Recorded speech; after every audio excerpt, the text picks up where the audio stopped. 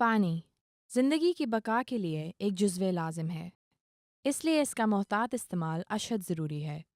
مگر صورتحال یہ ہے کہ پاکستان کا شمار دنیا کے ان 36 ممالک میں ہوتا ہے جو صاف پانی کی شدید قلت کا شکار ہیں، اور ایک اندازے کے مطابق 2040 تک پاکستان دنیا کے ایسے پہلے 20 ممالک کی فہرست میں شامل ہو جائے گا۔ ایک اور محتاط اندازے کے مطابق 5 سال سے کم عمر کے 2.5 لاکھ بچے پانی سے پیدا شدہ بیماریوں کی وجہ سے موت کا شکار ہو جاتے ہیں۔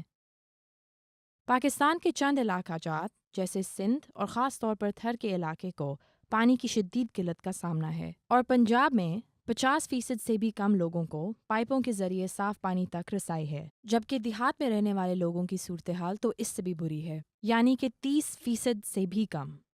کیا آپ کو معلوم ہے کہ دستور پاکستان کے موافق پانی ہر شہری کا بنیادی حق ہے؟ اس لیے گورنمنٹ کی ذمہ داری ہے کہ وہ شہریوں کو صاف پانی مہیا کرے، جو کہ نہ صرف صاف ہو بلکہ ضروریات کے لیے کافی بھی ہو۔ پانی کی عدم فراہمی کی صورت میں شکایات کا طریقہ کار۔ سب سے پہلے آپ واسا کے دفتر جا کر شکایت کر سکتے ہیں۔ ہر ڈویژن کا نمبر مختلف ہے، جو کہ واسا کی ویب سائٹ پر موجود ہے۔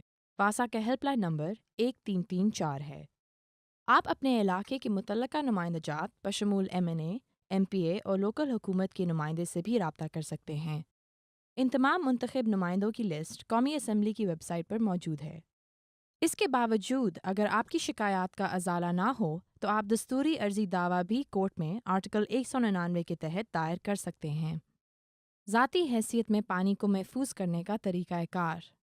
نہاتے ہوئے پانی کا کم سے کم استعمال، پانی کی لیکیج کو فوری بند کرنا، گندے پانی کا مثبت استعمال جیسا کہ پودوں کو پانی دینا، پانی کی بلوں کا حساب کتاب رکھنا تاکہ آپ کا ماہانہ خرچہ ایک حد میں رہے، برتن دھوتے ہوئے یا دانت صاف کرتے ہوئے پانی کی ٹوٹی کو مستقل طور پر کھلا نہ رکھنا۔